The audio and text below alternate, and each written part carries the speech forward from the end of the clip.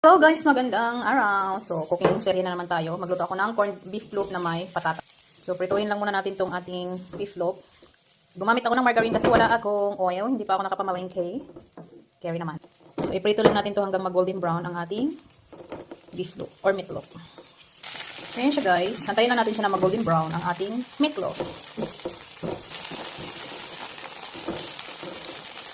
Ayan guys, okay na to. So, tanggalin lang natin sa kawali. Lagay natin sa bowl. So, ayan guys, natanggal ko na sa kawali yung ating meatloaf. Ilagay na natin ito. Patatas. And then, igisa lang natin hanggang sa maluto itong ating patatas guys. Hanggang sa lumambot. Ayan guys, malambot na ang ating patatas. So, ang gagawin natin ngayon is, lagyan na natin siya ng paminta.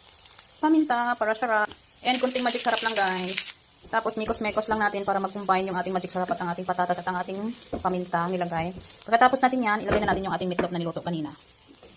And then, i-mix lang natin.